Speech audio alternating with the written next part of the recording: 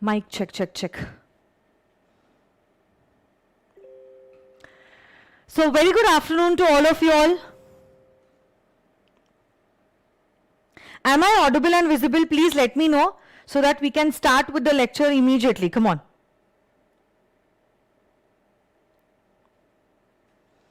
Hello everyone, good afternoon.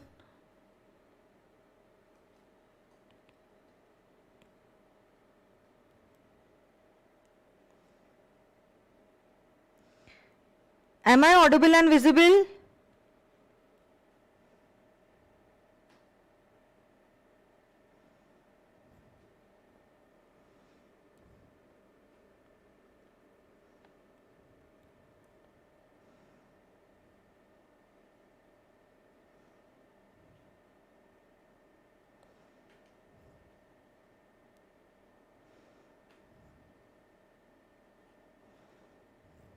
अरे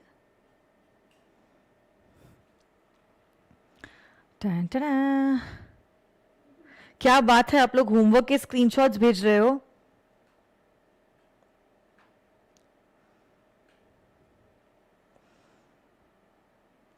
best है।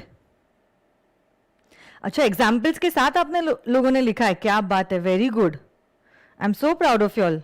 पायल, राशि, रिकी, गौरव, आप लोग कितने सिंसियर स्टूडेंट्स हो मेरे। पूजा, संस्कार, रोहित, थोड़ी सी हैंडराइटिंग पे ध्यान दीजिए, रेस्ट एवरीथिंग इज करेक्ट, है ना?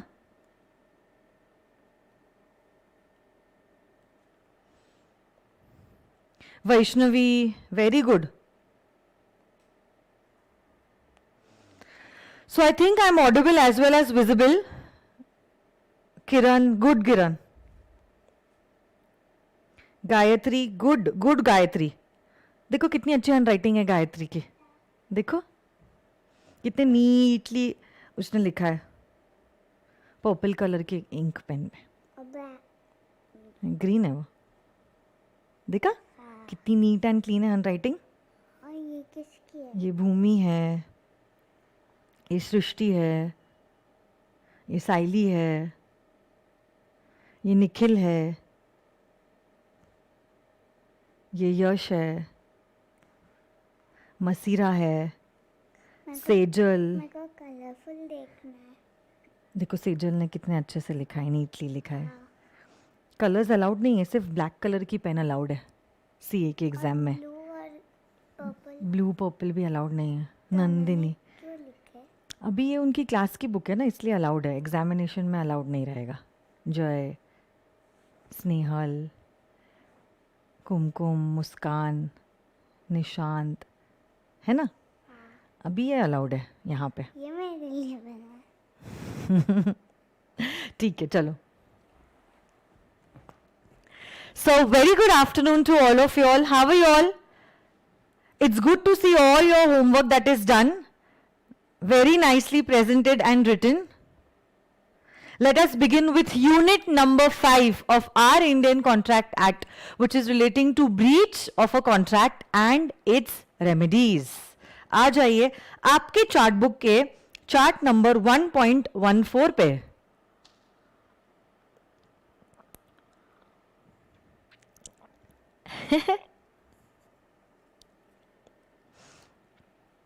एंड सब लोग आपको हेलो बोल रहे हैं, जिससे हेलो।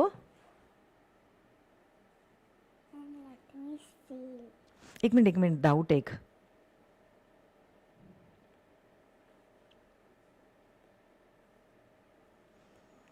जिससे हाई टू देम।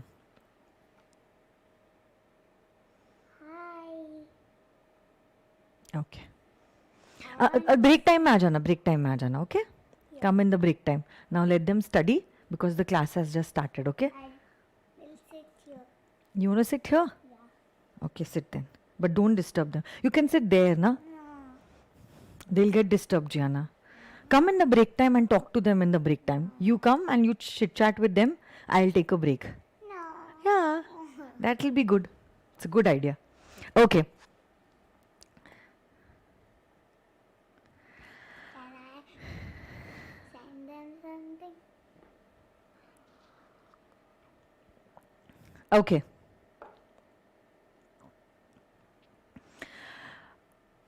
देखो ब्रीच ये शब्द का क्या मतलब होता है, क्या आप लोग मुझे बता सकते हो? What do you mean by the word breach? जी है ना, you coming in the camera, go sit there, I want to sit here. They will get disturb Jiyana. No. Go, you even you study, even they'll study. When I'll take a break, you also take a break. You're so funny. I'm not funny. Okay. क्या आप लोग मुझे बता सकते हो what do you mean by the word breach? Breach इस शब्द का क्या मतलब होता है? ब्रीच का क्या मतलब होता है? What do you mean by the word breach? I don't know. You have to tell me what do you mean by the word breach. No, Gianna, don't disturb now. Okay, Let me see what are they sending. they are sending you hearts. देखो बच्चे बोल रहे हैं हम लोग disturb हो रहे हैं. Shall I sit there? Yo. Sit there, but give me this phone. You can sit there. No. You can watch. No, Gianna, come in the break, na. Then you. Then you. Can I write something you? Not now, in the break time. Now you.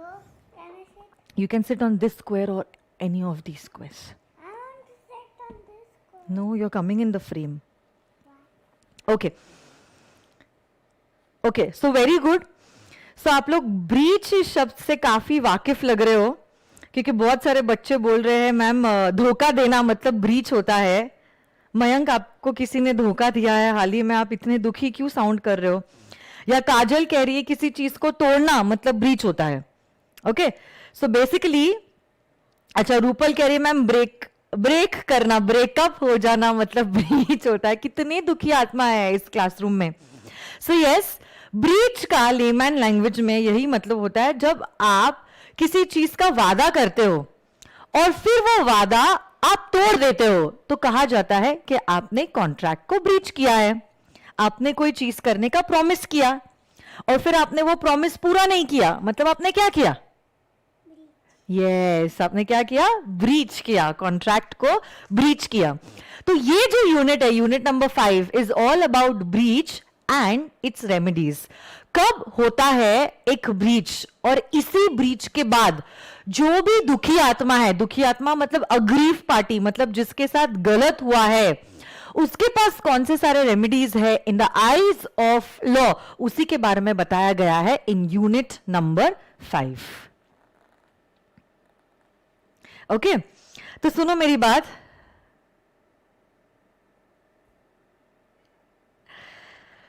इसी breach से related I want to give you all a example. First I will give you all the example, make you all understand what the concept is, and then we will look into the section. So currently just keep your books aside, your textbooks aside, and concentrate on this example. Because there are two parties. There are two parties, a seller and a buyer. There are two parties, a seller and a buyer. गौरव कह रहा है जियाना भी law learn कर रही है. आपको समझ में आ गया ना ब्रीच मतलब क्या होता है? क्या होता है ब्रीच मतलब? तोड़ना. Yes, very good. ओके, मुझे लगता है सबसे ज्यादा सिंसियरली जियाना ने मेरे क्लासेस अटेंड किए हैं ना. In fact, you know, when Gianna was not even born, she was born on 30th of April 2016 और 29th April तक मैं क्लासेस ले रही थी. So you can understand, even before she saw this world, she was listening to my law lectures. आ जाइए. Okay, सुनो मेरी बात. X और Y दो पार्टीज है. There is a seller and then there is a buyer. और यही seller और बायर के बीच में एक कॉन्ट्रैक्ट होता है. क्या कॉन्ट्रैक्ट होता है सेलर और बायर के बीच में? कि seller is going to sell 100 bales of cotton to the buyer. Buyer is Mr. Y and seller is Mr. X. Seller is the promisor और वो कह रहा है, hey Mr. Buyer, I will deliver you 100 bales of cotton. I will deliver you 100 bales of cotton on 10th of January 2021. On 10th January 2021. So basically contract आज हुआ है. आज क्या है? आज 1st जनवरी 2021 है. और आज प्रोमिसोर मतलब सेलर बायर को प्रॉमिस देता है. क्या प्रॉमिस देता है? कि हे बायर, 10 दिन बाद मतलब 10th जनवरी को हम क्या करेंगे? हम आपको देंगे 100 बेल्स ऑफ कॉटन. आपको और मुझे देख के जियाना ने डिसाइड कर लिया कि उसको सीए करना ही नहीं. आप उसको पूछो, जियाना आ जाओ इधर. वो कह रही है अगर मम्मी सीए बन के इतने हावले हो जाता है, rather not be a chartered accountant. आपको सीए बनना है? क्यों क्यों नहीं बनना है आपको सीए? अच्छा, आपको क्या बनना है वो तो बताओ. If you don't want to be a CA, you want to be an artist. Artist. You don't want to be a CA like mama? Okay, chalo, bas. Okay, fine. Students will start having the popcorn and they'll get disturbed. They'll not listen to what I'll say.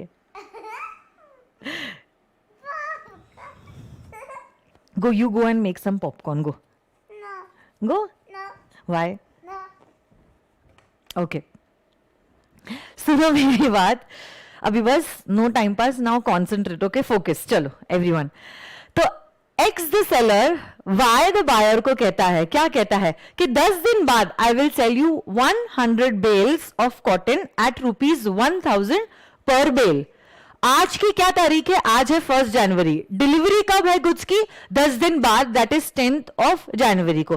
क्या चीज बेची जा रही है और खरीदी जा रही है? कॉटन बेचा जा रहा है और खरीदा जा रहा है. 100 बेल्स ऑफ कॉटन जिसकी कीमत है ₹1000 पर बेल. अब सुनो मेरी बात. When will it be considered that there is a breach in this contract?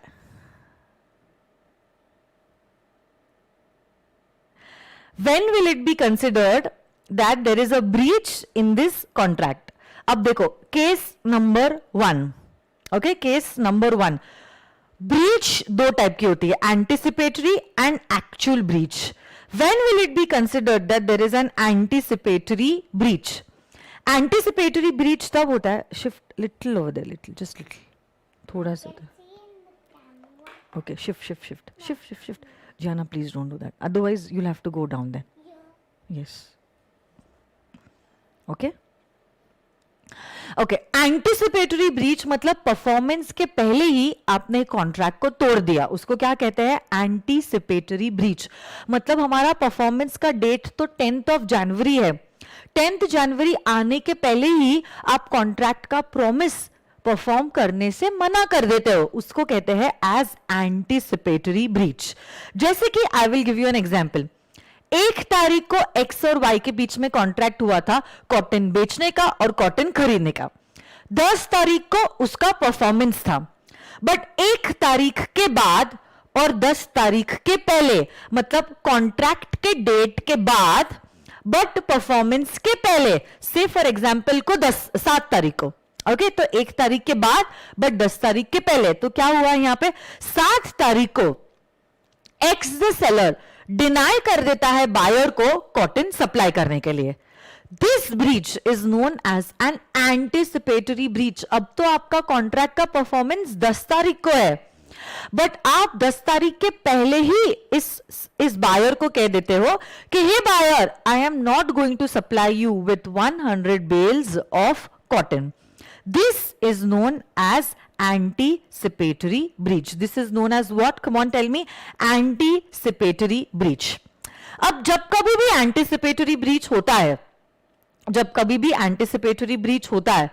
आप क्या कर सकते हो?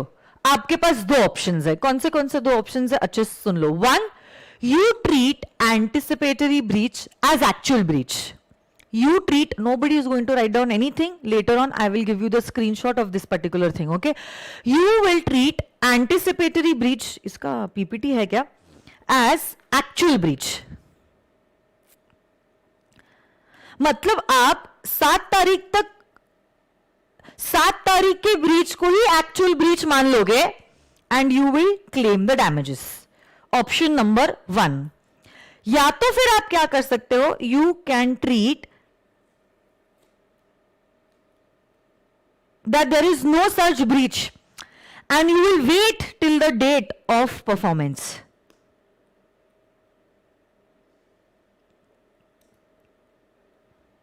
अच्छा, पीपीटी नहीं है. Okay, listen. You have two options. One, you can treat anticipatory breach as actual breach. And immediate basis पे, आपको 10 तारीख तक रुकने की भी जरूरत नहीं है. Immediate basis पे आप क्या कर सकते हो? Damages के लिए दूसरी पार्टी को sue कर सकते हो. Otherwise, you also have one more option. And that option is, you will still wait for the date of the performance. It means you will still wait till the 10th of January. अब पहला option हम देखते हैं. पहले option में क्या हुआ है? आपने एंटिसिपेटरी ब्रीच को एक्चुअल ब्रीच ट्रीट किया है, because you treated anticipatory breach as actual breach. अब आपको 10 तारीख तक भी वेट करने की जरूरत नहीं है और इमीडिएट बेसिस पे आप क्या कर सकते हो? डैमेजेस के लिए दूसरी पार्टी को स्यू कर सकते हो. तो देखो, कॉन्ट्रैक्ट में क्या डिसाइड हुआ था? एक्स वाई को 100 बेल्स ऑफ कॉटन बेचेगा, जिसका कीमत रहेगा 1000 रुपीज पर बेल. अब ब्रीच कब हुआ है? 7 तारीख को. 7 तारीख को हम देखेंगे मार्केट प्राइस क्या है. 7 तारीख को हमने देखा मार्केट प्राइस इज रुपीज 1200 पर bell. Market price 1200 rupees per bale and contract price is 1000 rupees per bale. So market price minus the contract price, that is rupees 200 per bale, is the damages that is being suffered by our buyer.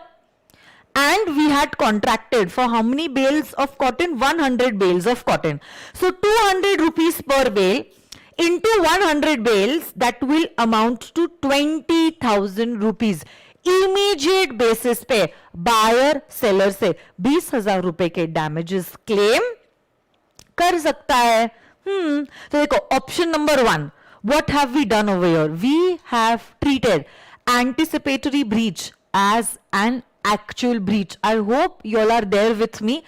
एकदम master example मैंने बनाया है और इसी example से बहुत सारे concepts जो है वो कवर हो जा रहे हैं. So I am assuming that you are fully concentrating on whatever I am teaching you all. Okay, Bhumi, Nandini, Shyam, Ricky, Kashish, Payal, Nandini, पूजा हो या नहीं मेरे साथ? प्रियल, गौरव, रिकी, सब हो या नहीं मेरे साथ? बोलो. संस्कार, सुनो मेरी बात.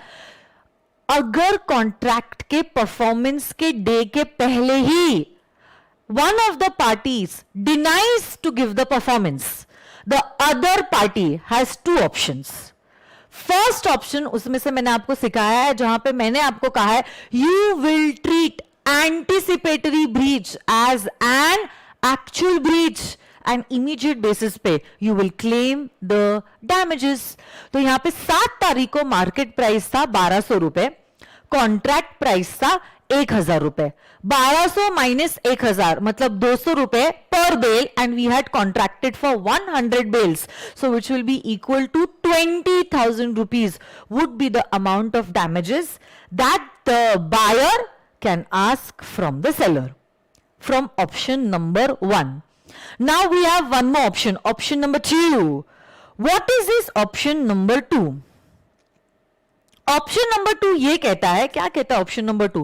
That we will wait till the actual date of performance of the contract. 7 तारीख को जरूर हमारे सप्लायर ने हमें कॉटन डिलीवर करने से डिनाई किया है, बट हम लाइटली लेंगे. हम बोलेंगे शायद से इसको पता नहीं है कि मार्केट काम कैसे करता है. अगर ये मुझे सप्लाई नहीं करेगा, उसकी गुडविल का लॉस होगा, तो उसको समझ में आ जाएगा कि जो वो कर रहा है वो गलत है.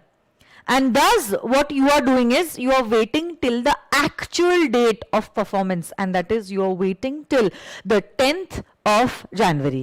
So you waited till what? The 10th of January.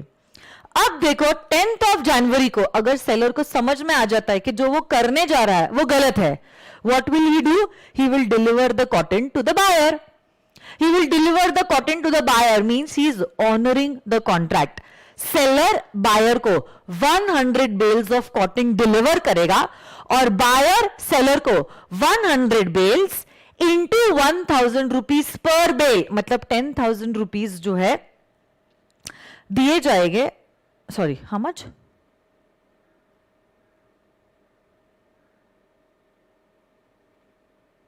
1 lakh rupees, sorry, because 1000 rupees, हाँ, इंटू 100 बेल्स ऑफ कॉटन ना, 1 लाख रुपीज जो है वो कौन किसको देगा? 1 लाख रुपीज जो है वो हमारा बायर सेलर को देगा, ये गुड्स देगा और ये पैसे दे देगा in return. But now there could also be one more thing that can happen, and that is due date आ गया, 10 तारीख आ गई, फिर भी X did not deliver the cotton to the buyer. X did not deliver the cotton to the buyer.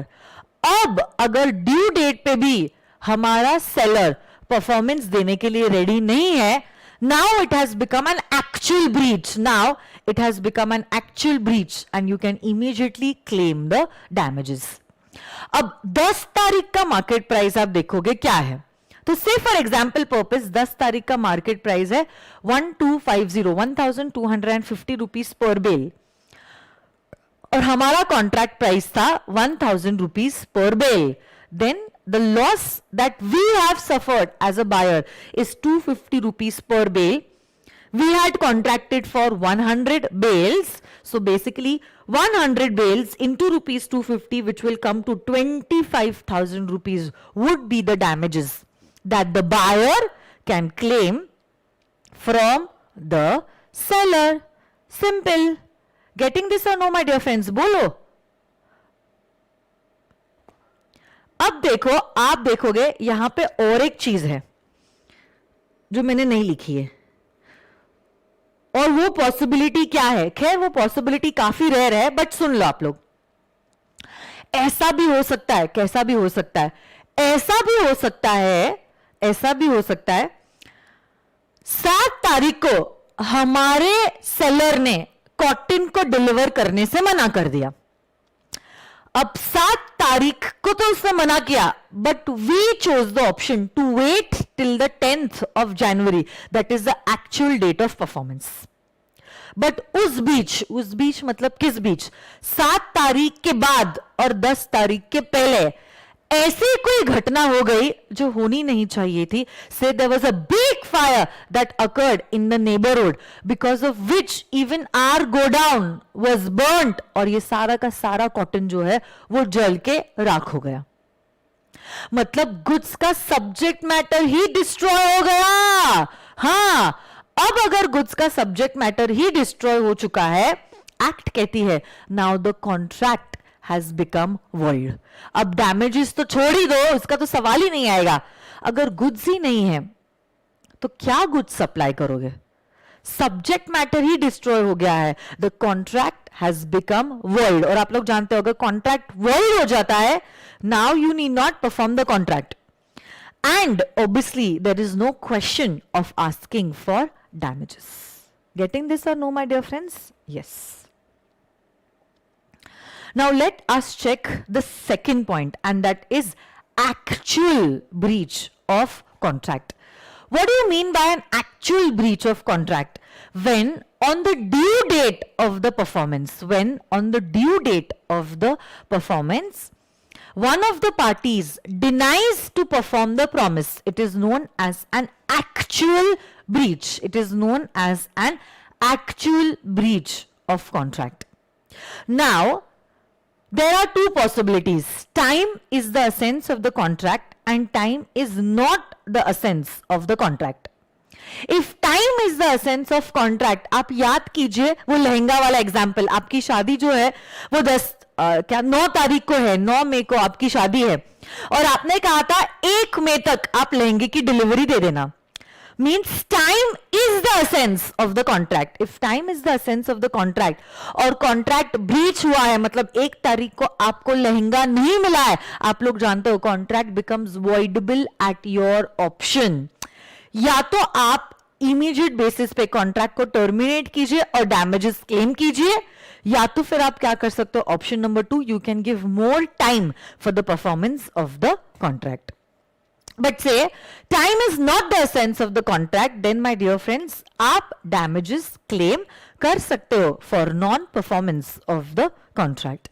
And sometimes actual breach can also be during the course of performance. During the course of the performance मतलब क्या हुआ, 100 bales of cotton deliver करने का वादा किया था, seller ने 50 bells deliver किए और 50 बेल्स डिलीवर करने से मना कर दिया, मतलब ड्यूरिंग द कोर्स ही denied to perform the contract. तो जितना परफॉर्म नहीं हुआ है उतने के लिए आप स्यू कर सकते हो और प्रोपोर्शनेट डैमेजेस क्लेम कर सकते हो. प्रोपोर्शनेट डैमेजेस ऑब्वियसली क्लेम कर सकते हो. तो अगर 50 बेल सप्लाई हुआ है और 50 पेंडिंग है, you can ask for damages only for the remaining 50 bales of cotton. Pulkit ये सवाल पूछ रहा है, I knew that this question will come, कि मैम सपोज ड्यू डेट पे कॉटन का प्राइस जो है क्या हो जाता है 180 रुपीज, मतलब मेरे को समझ में नहीं आया 1000 का 180 कैसे हो जाएगा.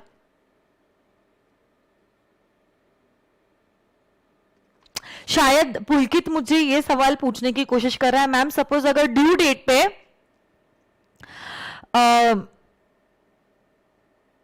कॉटन का प्राइस मार्केट प्राइस शायद कम हो जाता है as compare to the contract price. Is it that you want to ask me पुलकित?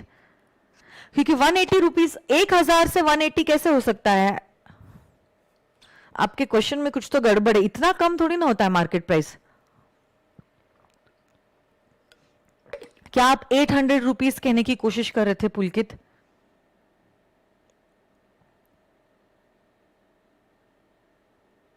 हाँ राइट, प्राइस अगर कम हो जाती है तो क्या, I knew that this question will कम.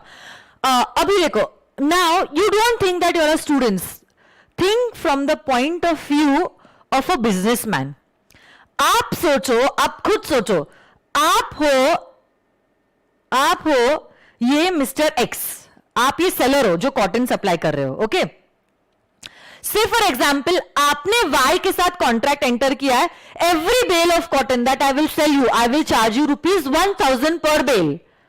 अब आप समझ लो परफॉर्मेंस के डे पे मार्केट वैल्यू घट जाती है टू ₹800. कॉन्ट्रैक्ट प्राइस 1000 है, कॉन्ट्रैक्ट प्राइस क्या है 1000 है, और मार्केट प्राइस घट गया from 1000 to ₹800. My dear friends, X will never breach the contract. Why will X not breach the contract? पुलकित आप मुझे बताइए X contract को क्यों नहीं breach करेगा? Because my dear friends, Pulkit, okay, and for all those students who had the same doubt, X will never breach the contract. Why will X never breach the contract? क्योंकि अगर वो market में same cotton बेचने जाएगा उसको सिर्फ 800 रुपए मिलेंगे, जबकि Y को अगर वही कॉटन बेचेगा उसको 1000 रुपीज पर बेल मिलेगा. So why will he breach the contract with Y? In fact, he will first honor the contract because he is going to secure himself. है ना भूमि, रोहित, पुलकित, डिड यू अंडरस्टैंड दिस? सो थोड़ी सी देर के लिए आप ये समझ लेना आप बिजनेसमैन हो और उस एंगल से आप देखे, you will automatically get the answer. उसको ही लॉस होगा अगर वो कॉन्ट्रैक्ट को ब्रीच करेगा तो, क्योंकि अगर वो मार्केट में बेचेगा उसको 800 रुपए मिलेंगे और अगर वो वाई को बेचता है तो उसको 1000 रुपए मिल रहे हैं. अब आप खुद सोचो वो 1000 में बेचेगा या 800 में बेचेगा? Obviously he will honour the contract and sell it to Y at ₹1000 and Y will be obliged to take it at 1000. अगर वाई मना करता है तो क्या होगा? वाई को डैमेजेस एक्स को देने पड़ेंगे एट ₹200 पर बेल, है ना? Yes or no, guys? Yes. So I think you understood this particular concept.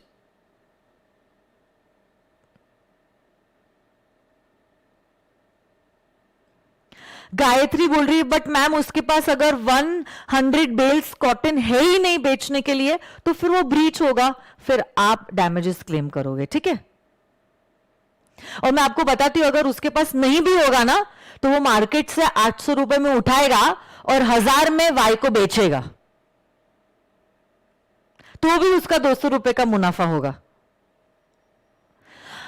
हाँ खुशी, आई टोल्ड यू ना, अगर वाई कॉन्ट्रैक्ट को ब्रीच करता है तो क्या होगा? वाई मना कर देता है that I don't want to purchase the goods, then Y will have to pay the damages to x.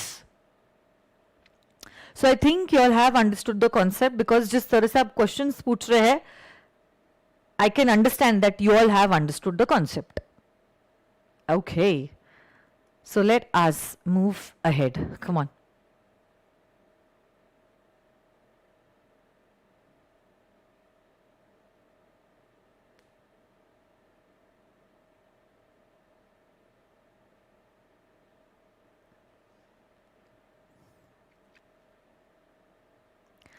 Anticipatory breach and actual breach. पुलकित किस चीज के डैमेजेस, क्या बोल रहे हो आप?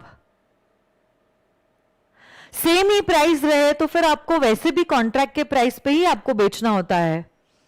आप तो 1000 में ही बेचोगे, फिर डैमेजेस का कुछ सवाल ही नहीं आएगा.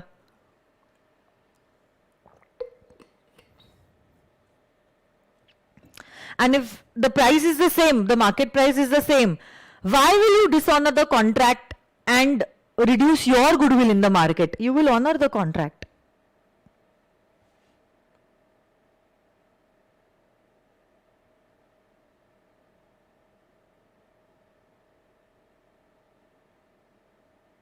Okay.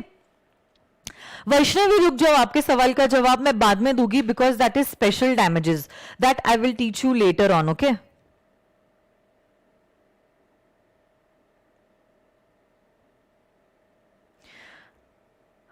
So come to your chart.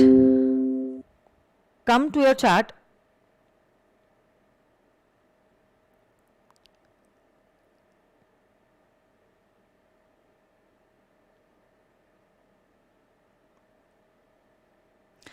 Nishant पूछ रहा है मैम सेलर ने पहले ही मना कर दिया था सप्लाई करने के लिए, तो कॉन्ट्रैक्ट वॉइड क्यों होगा अगर फायर हो जाता है तो?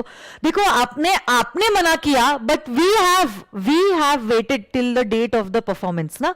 सो डेट ऑफ परफॉर्मेंस 10 तारीख है. We treated the anticipatory breach. We did not treat the anticipatory breach as anticipatory breach and we waited for the date of the performance. और उस बीच में अगर फायर हो जाता है तो कॉन्ट्रैक्ट वॉइड हो जाता है. ठीक है.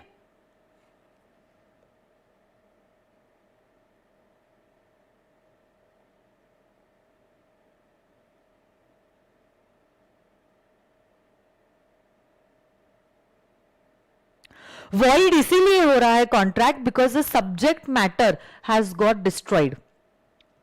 सो now it is not possible to perform the contract, क्योंकि जिस चीज के लिए कॉन्ट्रैक्ट किया था वही सब्जेक्ट मैटर डिस्ट्रॉय हो गया है, इसलिए contract becomes void. Okay Saili and Nishant, subject matter ही नहीं रहेगा तो कॉन्ट्रैक्ट वॉइड हो जाता है. सिंपल. आ जाइए. Anticipatory breach of contract. सबसे पहले देखो, anticipatory breach of contract is a breach of contract occurring before the time fixed for performance. Before the time fixed for performance has arrived. When the promisor refuses altogether to perform his promise and signifies his unwillingness even before the time of performance has arrived, it is known as anticipatory breach. Anticipatory breach या तो express हो सकती है या तो implied हो सकती है. अब देखो, effect of anticipatory breach, you have two options. 1, you treat anticipatory breach as actual breach and sue the other party, and you will sue the other party for the damages without even waiting for the actual date of performance. Or you have one more option, and that is you may choose not to treat anticipatory breach as actual breach and you may wait till the actual date of performance. And then actual date पे क्या होता है उसके हिसाब से आप decide करोगे whether the contract is being honored or there is a breach of contract. And what do you mean by actual breach of contract? Okay. It is a case of refusal to perform promise on a scheduled date. So जो भी performance का date था उस दिन पे आप performance देने से मना करते हो. parties to lawful contracts are bound to perform their respective promises. But when one of the party breaks the contract by refusing to perform his promise, he is said to have committed a breach. In that case, the other party to the contract obtains a right of action against the one who has refused to perform his promise. So simple सी बात है, एक ने वादे को तोड़ा है और जिसने वादा तोड़ा है उसको हम sue कर सकते हैं और उससे हम damages claim कर सकते हो. Now, this actual breach can be at the time when the performance of the contract is due or during the performance of the contract. जैसे कि 50 बेल्स दिए और 50 बेल्स देना बचा हुआ है. अब देखो, जब कभी भी ब्रीच होता है कॉन्ट्रैक्ट का, जब कभी भी ब्रीच होता है कॉन्ट्रैक्ट का, there are certain remedies that are given under the act. Okay, so that the other party does not feel the effects of the breach. So देखो, remedies for the breach of contract. पहली बात तो सबसे first and obvious remedy is, तोड़ने के वजह से, ये वादा तोड़ने के वजह से, ये कॉन्ट्रैक्ट ब्रीच करने की वजह से आपको जो भी नुकसान हुआ है वो नुकसान आप क्लेम कर सकते हो. That is you can claim the damages. But देखो, डैमेजेस के अलावा भी there are certain things that you can gate.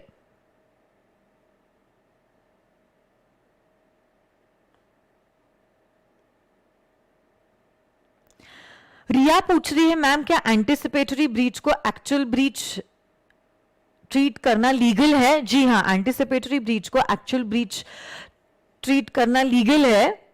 आपको दिख रहा है यहां पे, यही तो हम देख रहे हैं ना बेटा. This is what is given under the act and this is what we are learning right now. Look, this is what the act is saying. To treat anticipatory breach as actual breach, I'm teaching you what the law is saying. And you can claim the damages immediately, even waiting for the date of performance. This is what the act is saying. So obviously it is legal. देखो, सबसे obvious remedy is that you can claim the damages. You can what? Claim the damages. But देखो, damages के साथ साथ there are other remedies also that you can go for. जैसे कि you can resign the contract, you can file a suit for quantum merit, you can file a suit for specific performance और you can file a suit for injunction. अब एक एक करके हम क्या करने वाले हैं, ये सारे रेमेडीज जो है वो देखने वाले हैं. Starting with the first remedy, and that is any party can claim for damages. What are damages and what is the amount of compensation that you will get in case of breach? So ये सारे के सारे points जो है एक एक करके अब हम यहां पे देखने वाले हैं. Let us check it out, guys. Come on. सबसे पहले damages.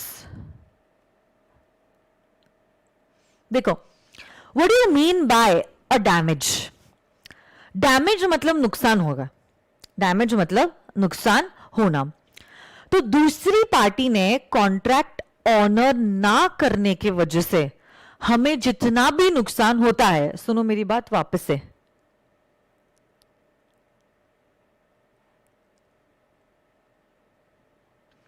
सुनो ना मेरी बात. वादा तोड़ने के वजह से हमें जो भी नुकसान हुआ है, वादा तोड़ने के वजह से हमें जो भी नुकसान हुआ है उसको कहते हैं that we have suffered damages. That we have suffered damages.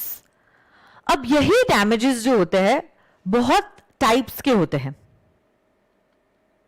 सो देखो, when a contract has been broken, the party who sues by such breach is entitled to receive from the party who has broken the contract compensation for any loss or damages caused to him thereby, which naturally arose in the usual course of things from such a breach.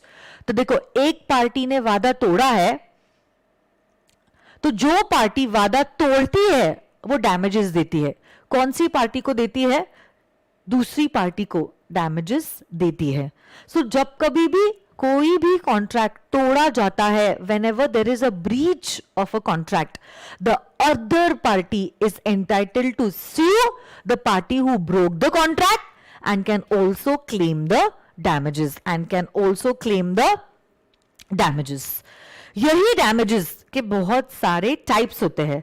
सबसे पहला type is ordinary damages. किसी का doubt आया है, ma'am anticipatory breach implied कैसे हो सकता है? यस, काजल ने उसका रिप्लाई भी दे दिया. Very good Kajal. तो पहले मैं ये डाउट रिजॉल्व करती हूं and then we will continue with the topic. हमने एक्स ने वाई के साथ कॉन्ट्रैक्ट एंटर किया था 100 बेल्स ऑफ कॉटन बेचने के लिए. वही 100 बेल्स ऑफ कॉटन एक्स ने जेड को बेच दिया. Now it is an implied anticipatory breach of contract. जो माल हमें मिलने वाला था वो किसी और को बेचा गया है. It is an anticipatory breach of contract. Yes or no, guys? Yes.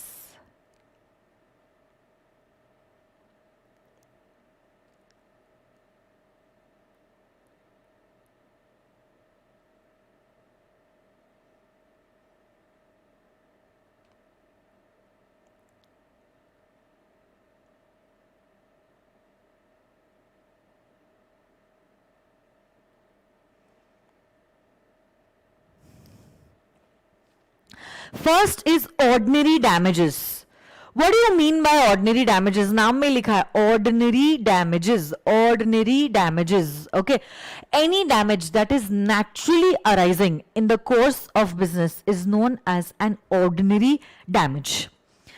A party who is suffering the breach is entitled to receive from the other party who has broken the contract compensation for loss or damages caused to him underlying which naturally arose in the usual course of things which naturally arose in the usual course of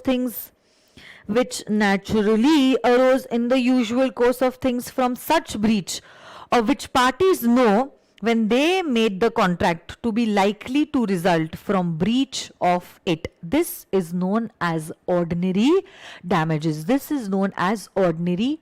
So any damage which naturally arises in the course of business is known as an ordinary damage.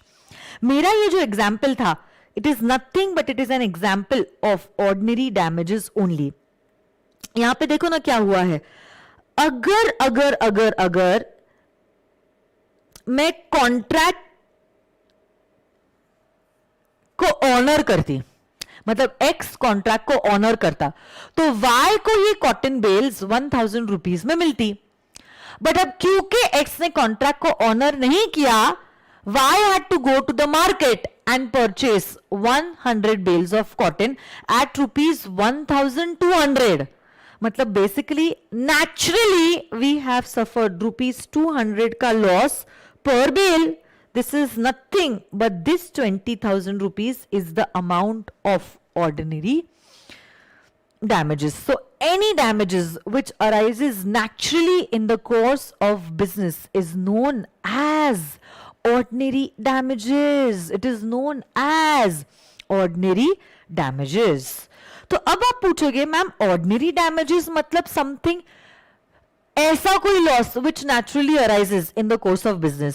So what do you mean by special damages? अब देखो, when the parties to the contract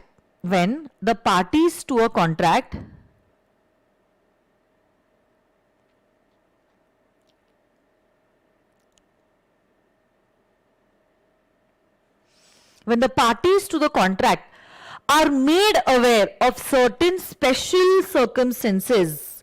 They are made aware means they have the notice of these special circumstances affecting the contract.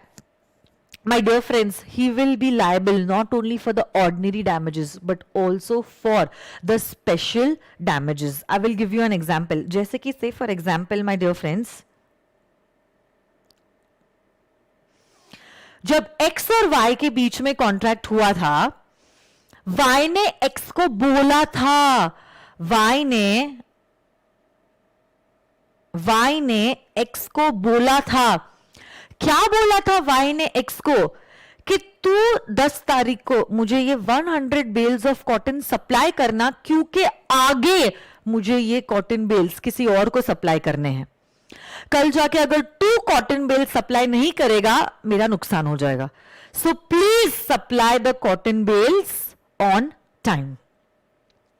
Mister X is made aware about the special circumstances, okay, of that particular contract, कि जो भी माल Y X से लेने वाला है, वो माल Y आगे किसी और को बेचने वाला है।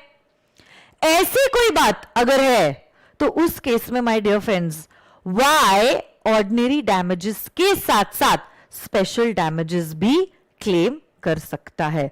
ऑर्डिनरी डैमेजेस के साथ स्पेशल डैमेजेस भी क्लेम कर सकता है। तो जैसे कि से for example ordinary damages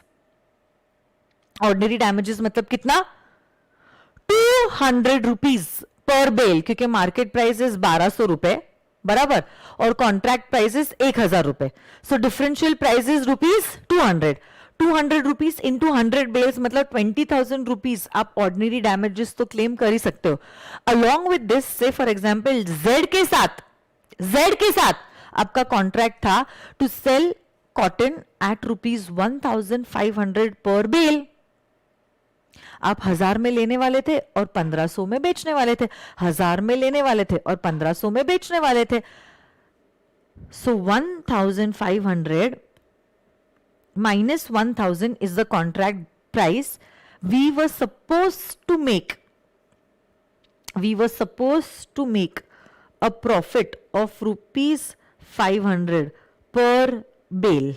We were supposed to make a profit of ₹500 per bale into 100 bales, 50,000 rupees. Okay.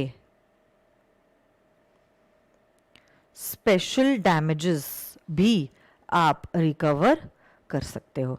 तो ये 20,000 और प्लस ये 50,000 आप डैमेजेस रिकवर कर सकते हो। गेटिंग दिस और no my dear friends? Yes.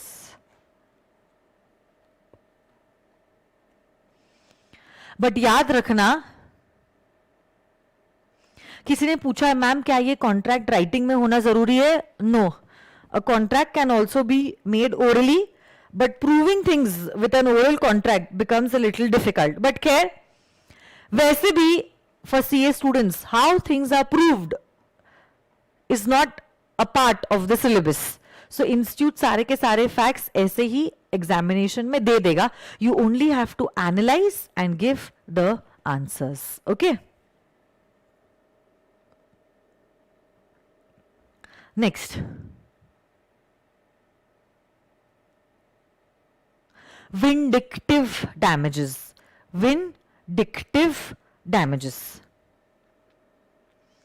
और exemplary damages।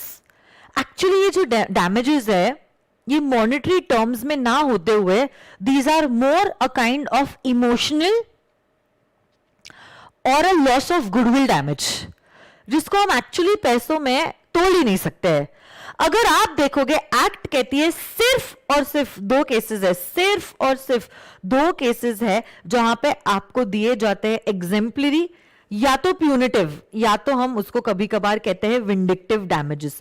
कौन से 2 केसेस में you are granted vindictive damages? 1, promise of marriage को आपने तोड़ा है, आपने किसी से वादा किया था, आपकी सगाई हो चुकी है शादी करने के लिए, और अब आप ये शादी तोड़ रहे हो, आपने ये सगाई को तोड़ा है।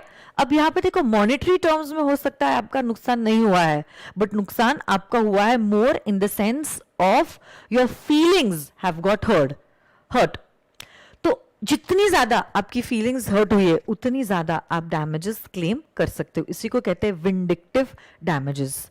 And the other point is wrongful dishonor of a check। wrongful dishonor of a check.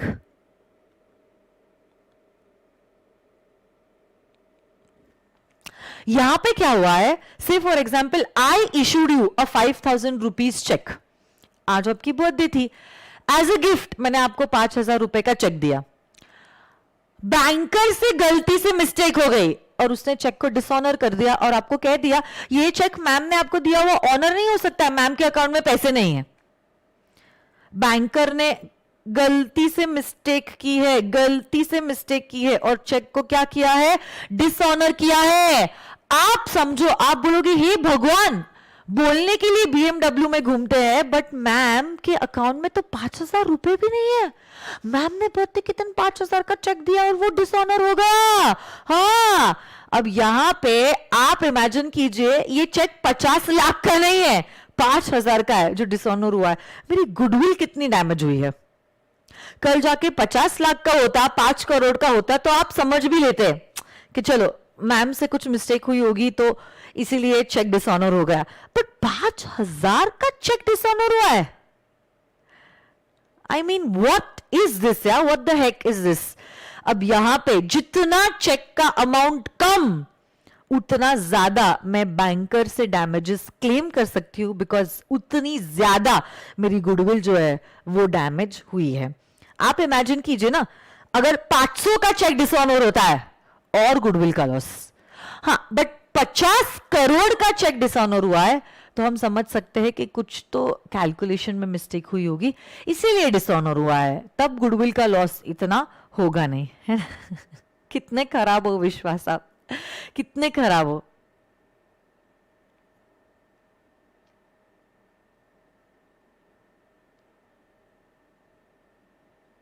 Okay, तो the lesser the amount of the check, the more amount of vindictive damages you can claim from the banker for the wrongful dishonor of your check.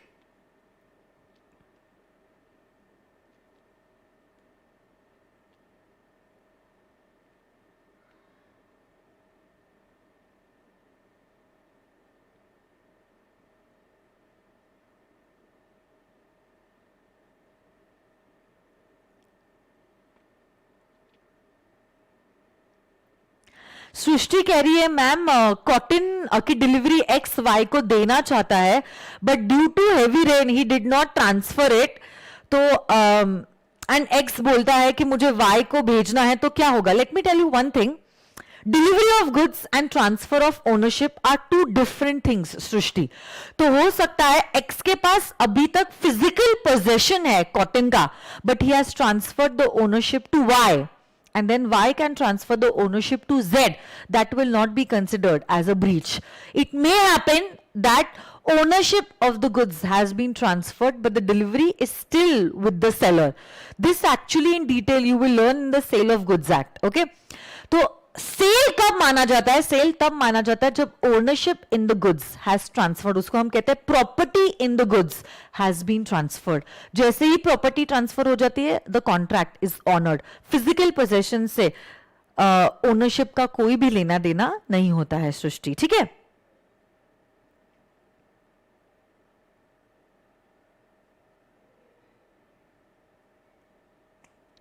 Next,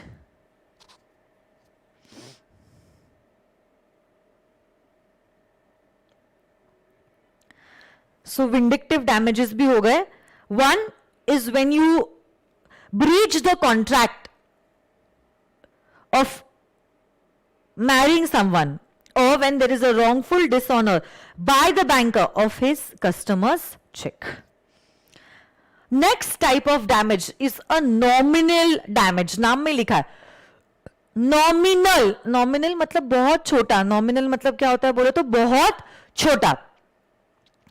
actually monetary terms में अगर देखें तो ये damage का amount बहुत ज्यादा भी नहीं है. हो सकता है डैमेजेस का अमाउंट 100 रुपीज है, 10 रुपीज है या नहीं के बराबर है. आप सोचो ना 10 रुपए मतलब क्या. बट फिर भी आपने दूसरी पार्टी के अगेंस्ट केस फाइल किया है. Why? I will tell you. Because you wanted to make the other party realise कि वो 10 रुपए भी हो गए तो भी हम ये बात को सुनने नहीं वाले हैं. आपने गलत किया है. You should be guilty of what wrong you have done. So basically nominal damages के लिए आप किसी को क्यों स्यू करते हो? To make the other party realise what wrong it has done. Okay, so आपका इंटेंशन बेसिकली वो 10 रुपए या 100 रुपए पाना नहीं है, बट आपका इंटेंशन होता है वो दूसरी पार्टी को रियलाइज करवाना कि उसने जो किया है वो गलत है. और देखो अब रिकॉर्ड्स पे आ जाता है कि किसी ने आपको स्यू किया है and you are found guilty.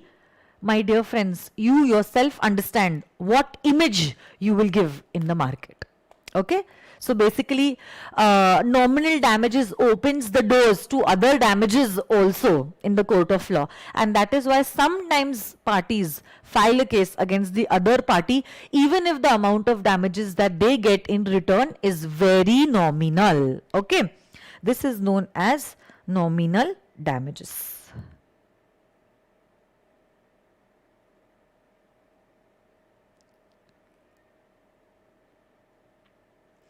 So, where plaintiff has proved that there has not been a breach of contract, when there has been, a breach of contract, but he has not in fact suffered actual any real damages. यार 10 रुपए कहाँ पे चले जाते हैं आज के दिन में, हम समझ में भी नहीं आता है. सिर्फ 10 रुपए का damages हुआ है, बट हुआ तो है ना. I want to make the other party realize कि उसने जो किया है वो गलत किया है. So that is why I am filing a case. 10 रुपए मिले भी या ना भी मिले वो बात की बात है. लॉयर की फीस 10,000 जाएगी, चलेगा, but the other party should realise that whatever he has done is not correct and will not be acceptable by me. Next, so there has been a breach but not suffered any real damages is known as nominal damages. Next point number E, damages for deterioration caused by delay. So whenever there is transportation of goods and there is unnecessary delay in the transportation because of which the goods get destroyed, you can claim the deterioration losses. This usually happens in case of perishable goods, जो अपने आप ही खराब होने लग जाते हैं, जिसके वजह से रीसेल वैल्यू कम हो जाती है. So you can ask for those damages.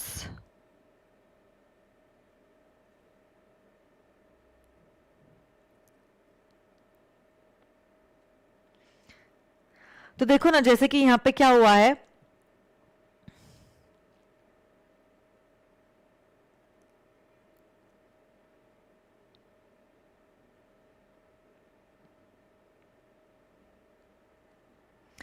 आपने कश्मीर से कुछ एप्पल्स मंगाए, ठीक है, और आप जानते हो कश्मीर से एप्पल्स आते आते 2 से 3 दिन यूजुअली लग ही जाते हैं, बट इस बार कैरियर ने कुछ ज्यादा ही समय लगा दिया for the consignment of the apples. He took approximately 7 days for the transportation of these apples from Kashmir to Pune, because of which there was a deterioration in the apples. कुछ apples सड़ गए.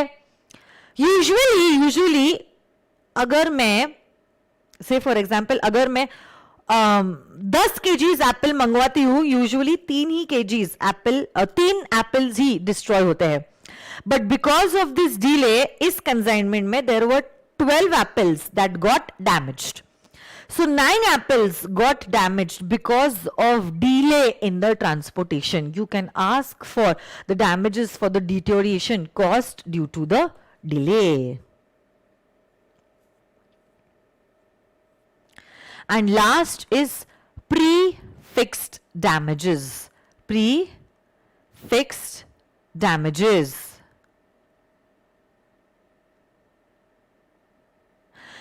कोमल पूछ रही, ma'am breach of promise of marriage वाले case में तो damages नहीं ले सकते ना? कोमल ले सकते हैं ना. आप क्या सुन रहे हो इतनी देर से?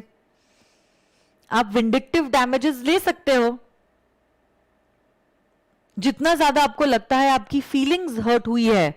अब वो कैसे डिसाइड होगा? कोई मीटर तो नहीं है. So basically you will decide according to the circumstances. जैसे कि से फॉर एग्जांपल आपकी सगाई अभी हुई है और शादी 6 महीने बाद है, और सगाई के 10 दिन के अंदर ही the other party denies to get married to you, तो डैमेजेस कुछ कम मिलेंगे एज कंपेयर टू आपकी शादी अब 2 दिन बाद है, कार्ड्स बढ़ गए हैं, तैयारी हो गई है, आपका ट्रूजो पैक हो गया है, घर पे मेहमान आ चुके हैं, और अब शादी के 2 दिन पहले दूल्हा मना कर रहा है आपसे शादी करने के लिए, तब ऑब्वियसली आपकी फीलिंग्स और ज्यादा हर्ट होगी, because in these 6 months you have got connected to him, his family, समाज में ये न्यूज स्प्रेड हो गई है, आपके रिलेटिव्स घर पे आ चुके हैं, आपकी बेइज्जती होने वाली है, आप इमोशनली ट्रॉमा में जाने वाले हो, ऑब्वियसली विंडिक्टिव डैमेजेस आपको ज्यादा मिलेगी. You can claim damages. Komal आप कहां पे हो? चाय ले लो कोमल.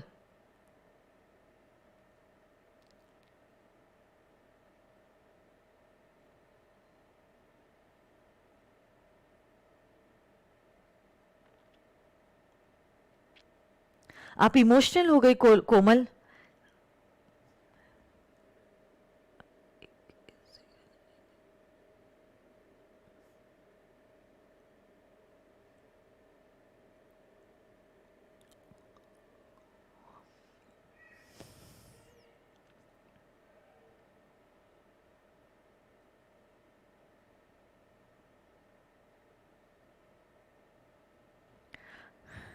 कोमल आर यू देयर? कि कहां पे आप खो गए?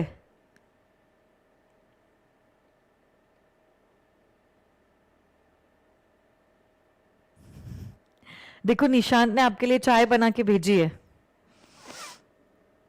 कोमल का रिप्लाई नहीं आ रहा है.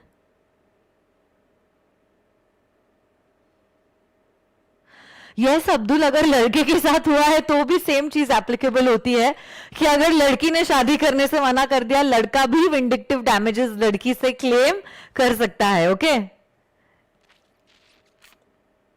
Now I should start taking consulting fees from you all. आप बहुत पर्सनल हो रहे हो. Last, prefix damages. Okay, parties to the contract stipulate at time of its performance that on the breach of contract by any of them, certain amount will be payable as a damage. This damage may either be in the form of liquidated damages or in the form of a penalty. It is known as a prefixed damage. नाम में लिखा है prefix damage. हम लोग क्या करते हैं, contract में ही लिख देते हैं. क्या लिख देते हैं कॉन्ट्रैक्ट में? कल जाके अगर किसी भी पार्टी ने कॉन्ट्रैक्ट को ब्रीच किया, 20,000 रुपए इसको उसको देने पड़ेगा, उसको इसको देने पड़ेंगे, जिसने भी कॉन्ट्रैक्ट को ब्रीच किया है, irrespective of the actual damages that is suffered. This is known as prefixed damages. और यही प्रीफिक्स डैमेजेस जो है, ओके, नाम में लिखा है प्रीफिक्स डैमेजेस. प्रीफिक्स डैमेजेस नाम में ही लिखा है प्रीफिक्स, मतलब it is already written in the contract. This can either be in the form of a penalty or it can be in the form of liquidated damages. It can either be in the form of a penalty या तो फिर it could be in the form of a liquidated damages. क्या आप लोग मुझे बता सकते हो penalty और liquidated damages में क्या difference है? Can somebody tell me penalty or liquidated damages? Both are prefix damages. But what is the difference between a penalty and a liquidated damage? Come on, can you all tell me, guys?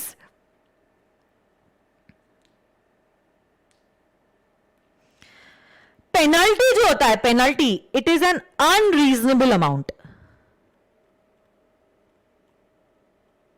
Penalty is an unreasonable amount.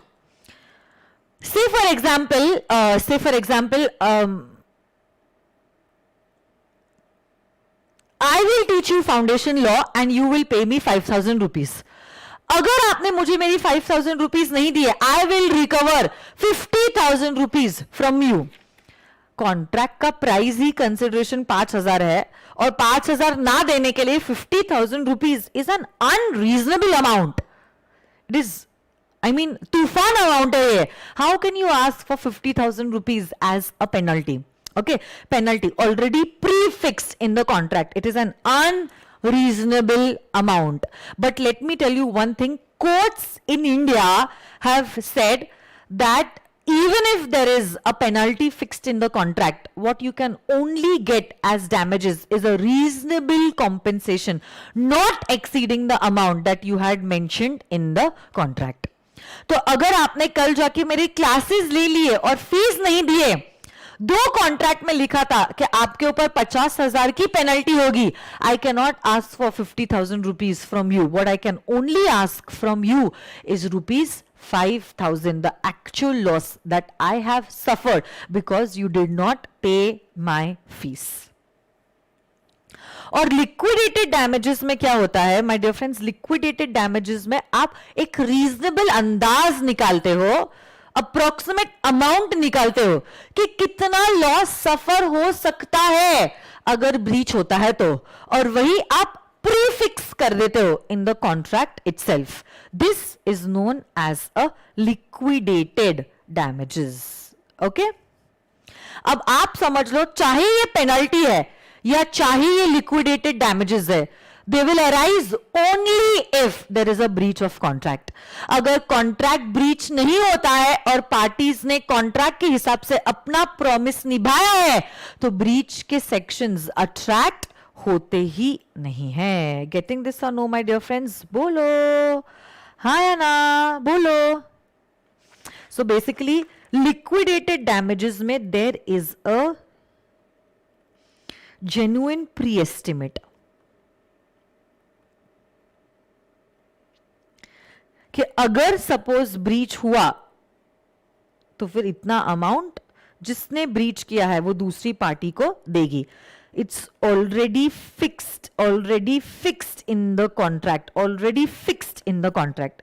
Penalty एक unreasonable amount है, जबकि liquidated damages is a genuine pre-estimate of the damages that the party may suffer because of the breach. चाहे ये penalty है या चाहे ये liquidated damages है, both arise only when there is a breach of the contract. When there is no breach, none of them can be asked for. Getting this or no, my dear friends? Yes.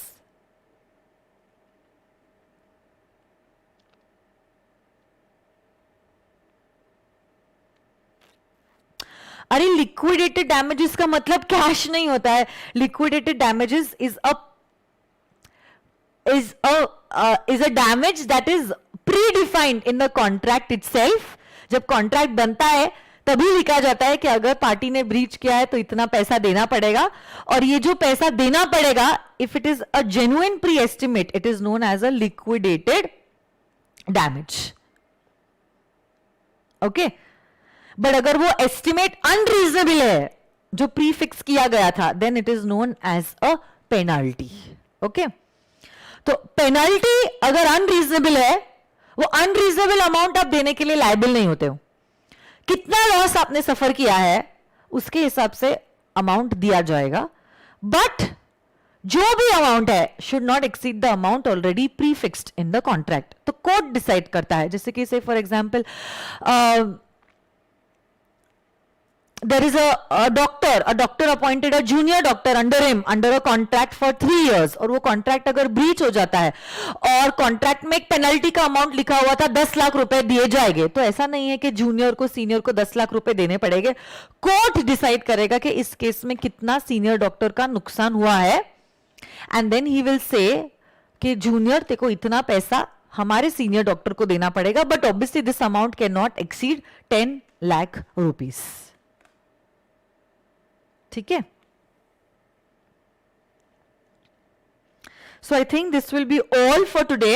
एक आखिरी point इस unit का बचा हुआ है, and that is apart from damages what are the other remedies that a party has in a contract. तो उसमें 4 points है. To resign, suit for quantum meruit, suit for specific performance and a suit for injunction. ये 4 points हम करेंगे कल. आज के लिए इतना ही. धन्यवाद. कल मिलते हैं. इतना सिर्फ आप लिख देना for tomorrow session, so that we can immediately start with the topic. कल हमारा ब्रीच हो जाएगा and we will start with the last unit of the Indian Contract Act which is relating to contingent and quasi contracts. उसके बाद हमारा Indian Contract act खत्म हो जाएगा.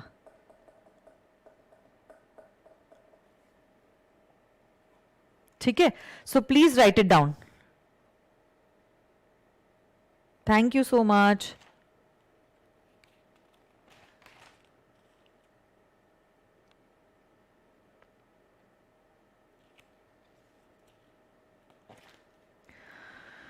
रिया क्या पूछ रहे हो आप मैम? इस सेक्शन 73 और सेक्शन 39 और 38 में क्या डिफरेंस है?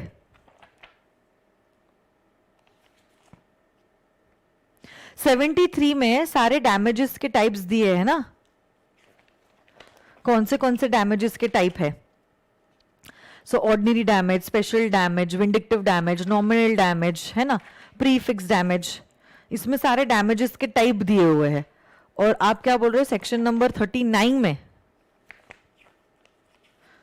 और 38 में?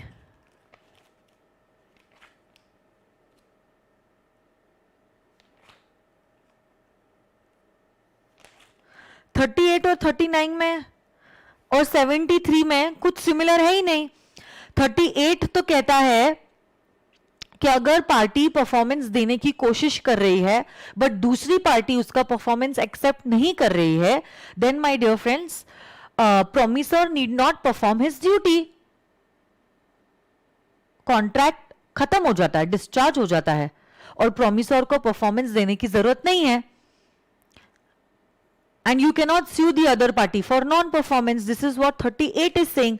और 39 कहता है प्रोमिसर ही परफॉर्म करने के लिए मना कर रहा है, जो मैंने आपको कल होमवर्क के लिए कहा था लिखने के लिए. और अब अगर वो परफॉर्म करने से मना कर रहा है और अभी तक कॉन्ट्रैक्ट का टर्म खत्म नहीं हुआ है, you can terminate the contract and you can ask for damages. और अगर अब वो कॉन्ट्रैक्ट परफॉर्म करने के लिए रेडी हो जाता है और आप भी रेडी हो तो you can continue the performance. But जितने समय के लिए परफॉर्मेंस नहीं हुआ है उतने के लिए आप डैमेजेस क्लेम कर सकते हो. कितने आप डैमेजेस क्लेम कर सकते हो वो दिया है इस पर्टिकुलर सेक्शन में, which is section number 73. Simple Riya, there is nothing that is common between the two sections. I don't know why you are getting confused.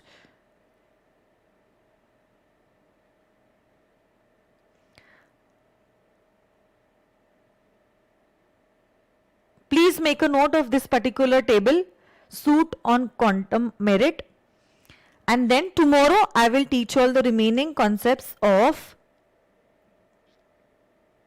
breach, and we will start with the last unit, that is contingent and quasi contracts. ये SUQM is suit upon quantum merit. Full form आपको लिखना है, short form सिर्फ मैं ही लिखने के लिए allowed हूं. Okay, so thank you very much. See you all tomorrow. Bye bye. And please start watching companies act lectures simultaneously. Okay, most of you all have started to watch them. I want the remaining students to start watching the lectures. See you tomorrow. Bye bye.